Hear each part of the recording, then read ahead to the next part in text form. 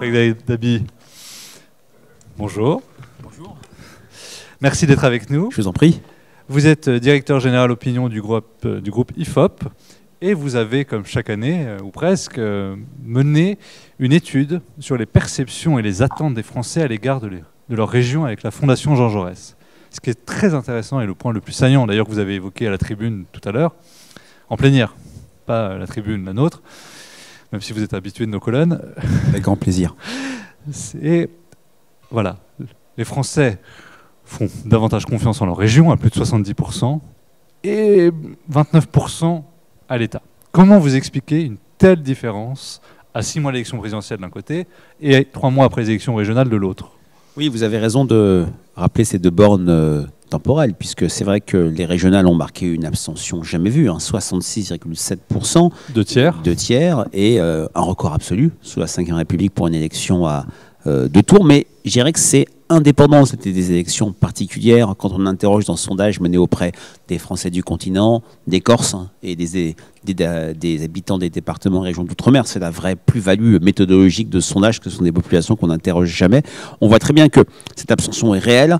On explique bien pourquoi. Inutilité du vote, élection qui tombait plutôt mal, facteur Covid dans les départements d'outre-mer. Mais ça ne remet pas en cause un mouvement de fond que le Covid a amplifié, à savoir le fait que on a de moins en moins confiance à l'État pour régler les problèmes et on cherche des acteurs d'efficacité, de proximité. Dans ce cadre, le fait régional s'est complètement imposé, puisqu'on voit très bien, il y a d'autres questions qui montrent que les Français ont le sentiment que les régions font toujours mieux que le gouvernement, la confiance est plus forte quel que soit le thème, et qu'il y a des vrais bénéfices à décentraliser. On est 39 ans, 40 ans après les premières lois de faire de la décentralisation, que la décentralisation pourrait pousser des Français à revenir aux urnes.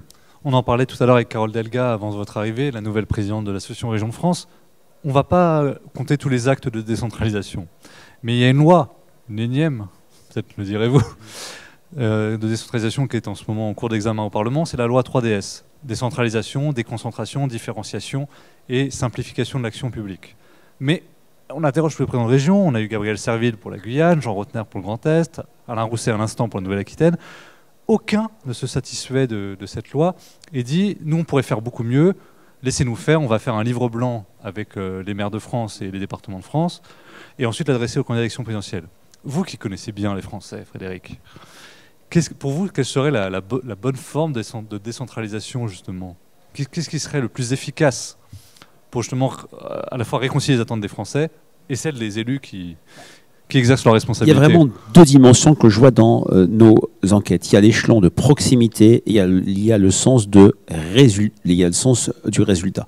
La proximité, les Français, et comme je le disais, le Covid n'a été qu'un amplificateur, il n'a rien créé, il n'a été un catalyseur, veulent des décisions proches de chez eux, veulent des acteurs qui agissent et qui puissent voir agir et voir transformer la vie, puisque la promesse du politique pour les Français, ce qui fait que l'échelon local a toujours la cote, malgré l'abstention très forte, c'est que le politique à l'échelle locale change la vie, transforme le quotidien. Ils veulent ça, mais ils veulent aussi, un cap. Quand on interroge les habitants, quel que soit le territoire, continent, Corse ou département d'outre-mer ou région d'outre-mer, sur l'image d'un conseil régional, ce qu'ils aiment le plus, c'est qu'il est porteur d'un projet. On n'est pas sur une collection de petites mesures, on est sur l'idée d'un sens, l'idée d'une véritable cohérence. Donc ils attendent transformation, cap et cohérence claire pour pouvoir se projeter. Parce que qu'est-ce que cette crise a montré? C'est la difficulté à se projeter dans l'avenir. Et le pessimisme français, c'est un pessimisme de projection dans l'avenir. Donc ils attendent ça, et c'est vrai qu'ils voient de moins en moins l'État. Et les jeunes, c'est encore plus net. Ils se disent que c'est une série de sujets, l'environnement bien sûr, et d'autres sujets, et c'est pour ça aussi que l'abstention est si forte auprès d'eux, les solutions ne procéderont plus de la sphère politique nationale.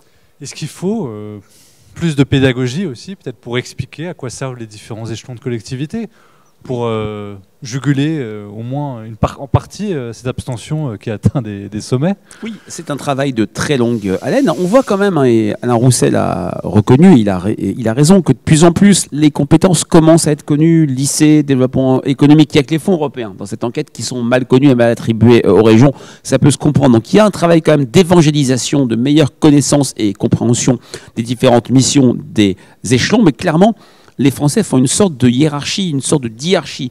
L'échelon de proximité par excellence, qui transforme le quotidien, c'est la commune, mais il doit s'appuyer sur ces grandes régions. Et c'est vrai que quelques années après cette loi Hollande-Valls-Cazeneuve, si je puis dire, on voit très bien que cette loi, même si certaines régions manquent peut-être de cohérence territoriale, je ne donnerai pas de nom, c'est pas à moi de le faire, mais on a quand même l'idée que les choses sont plus efficaces et qu'on a ces deux échelons, l'un de ultra proximité, l'autre de visibilité, qui est la commune, l'autre quand même de visibilité et de masse critique par rapport aux départements jugés plus petits et dépassés. C'est pas une réalité, c'est comme ça que les Français perçoivent la réalité. Je n'attaque pas les départements, c'est pas ce que je dis, mais il y a une question du sondage. Quand on demande quel échelon devrait avoir le plus de pouvoir, la région s'impose devant la commune, peut-être parce qu'elle est trop petite, et il s'impose par rapport au département. La région s'impose parce que c'est maintenant l'échelon de référence. Est-ce que aussi c'est pas aussi du fait de la Covid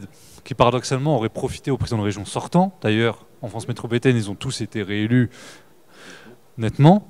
Est-ce que parce que aussi ils n'ont pas été plus rapides, plus moteurs dans la relance économique avant même l'État, avec des aides aux entreprises en espèces sonnantes et trébuchantes? Ah, c'est tout à fait ça. Il y a une question sur l'échelon qui doit avoir le plus de pouvoir. C'est clairement la région qui l'emporte sur tous les autres. C'est vrai que la Covid a été un accélérateur. On a vu un État dysfonctionnant. Je ne vais pas reparler du juin 40 sanitaire du premier confinement, même si maintenant là, les Français ont plus en tête la photo, c'est-à-dire ce qui se passe maintenant, une vaccination qui marche très bien, que le film, ces différents ratés de la gestion des pouvoirs publics, mais très clairement, ça a accéléré ce rôle des grandes communes. On a vu aussi les municipales, où la plupart des grands maires se représentant l'ont emporté, et ces régions qui sont apparues plus efficaces, plus agiles, plus pragmatiques et plus au contact des réalités des habitants et des réalités économiques. Quand on interroge, c'est pas l'enquête que nous avons faite pour Jean Jaurès et les régions de France, les dirigeants d'entreprises, clairement, la confiance dans la région s'est envolée avant et après Covid. Et justement, la confiance, elle est quand même. La défiance existe encore. On a vu le jet d'œuf sur Emmanuel Macron à Lyon lundi. La campagne présidentielle est mal partie. On entend des excès de langage dans tous les sens.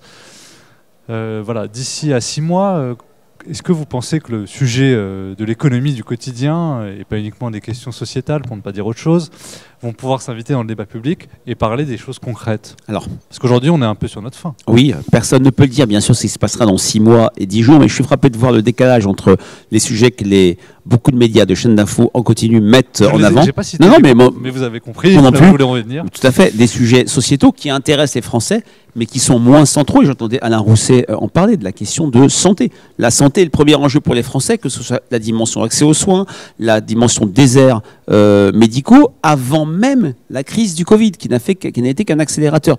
L'éducation, et c'est vrai que les régions, avec ce qu'ils font sur les lycées, sont particulièrement attendus. Le pessimisme français, c'est un problème, un doute sur la capacité de l'éducation, transformer des bons citoyens en travailleurs ou en salariés, l'orientation. Donc on a des sujets qui vont peut-être s'inviter dans la campagne, surtout qu'il y a un invariant dans la campagne et qu'on voit monter de manière folklorique comme à chaque présidentielle, mais de manière très, je dirais, réelle et très efficace, c'est la question de la jeunesse. Et jamais les candidats ont autant investi le champ de la jeunesse. Ça se comprend, c'est le folklore présidentiel, mais il y a une particularité, c'est l'épisode Covid. Et c'est vrai que la jeunesse, ça entraîne une certaine projection vers l'avenir, et le fait de parler plus de vrais thèmes que de thèmes qui comptent. L'immigration, ça compte pour les Français, la sécurité, ça compte, et ça dépend les endroits, mais ils sont quand même relégués derrière toute une série d'enjeux, sans parler de la question environnementale.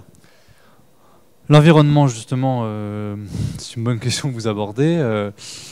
Est-ce que, justement, aujourd'hui, les régions sont plus reconnues dans vos études comme les leviers pour agir concrètement sur le terrain? Puisque l'État a été condamné, il faut quand même le rappeler, plusieurs fois pour inaction climatique. Tout à fait. Et d'ailleurs, c'est le seul enjeu, quand on demande aux Français en qui on a confiance pour faire avancer les choses sur la question de l'environnement, c'est le seul enjeu où l'acteur de tête, ce sont les citoyens. devant les entreprises et devant l'État. C'est vrai que de l'État, et il y a une colère des jeunes qui voient... on voit les manifestations régulièrement dans les rues. Et puis qui voient que ces sujets sont des sujets à venir, qui ne sont pas traités, qui font l'objet d'une certaine procrastination.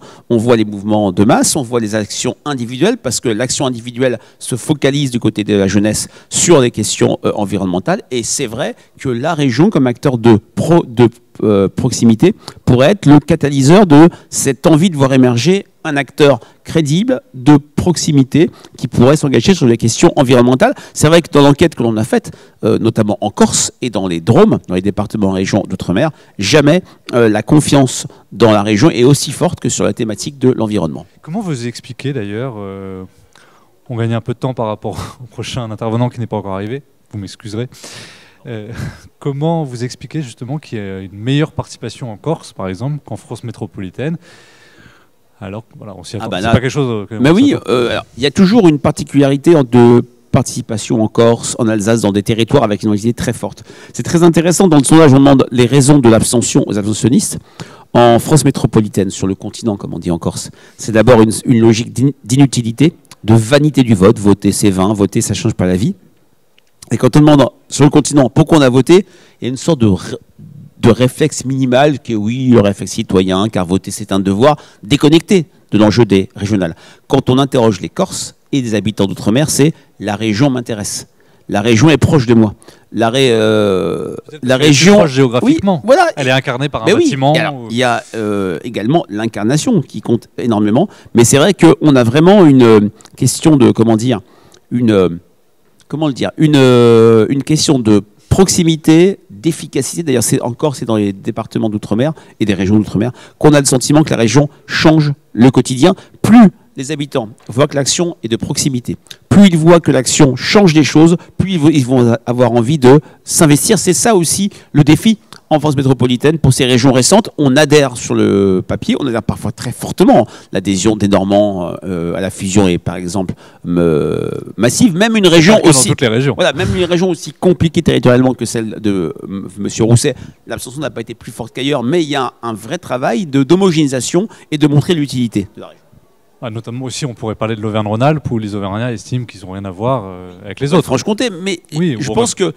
Franche-Comté, il y a quand même un contexte historique. Oui, tout à fait. Mais il y a quelques siècles. Voilà, c'est vrai. Il y a des questions territoriales, mais en tout cas, au-delà de l'histoire, au-delà des territoires, et on le voit encore, c'est dans les départements et régions d'outre-mer, il y a l'idée qu'il faut montrer la proximité de la région et montrer son efficacité dans la vie quotidienne. C'est en ça que la région a encore un vrai concurrent qui est la ville.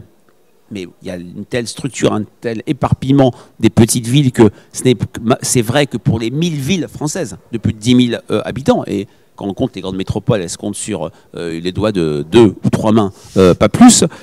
Mais en tout cas, la région a gagné en crédibilité et l'abstention historique n'a pas entamé ce crédit.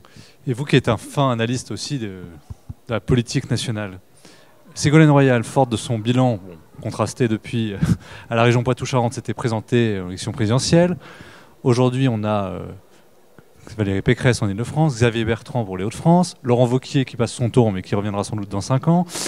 Comment vous expliquez que le discours de ces présidents de région qui disent « moi je sais gérer ma région, donc je sais gérer la France ». C'est le fameux théorème Borloo qu'on avait connu n'a jamais été président de région à l'époque, mais il a été maire d'une grande ville en difficulté sinistrée et il disait « ce que j'ai fait pour Valenciennes, je peux le faire pour le pays ». Et c'est vrai que l'élection très nette de Carole Delga, de Valérie Pécresse, de Xavier Bertrand, de Laurent Wauquiez, c'est aussi cette idée que ça peut basculer sur l'idée que nous savons faire. Nous savons gérer, ça peut être un vrai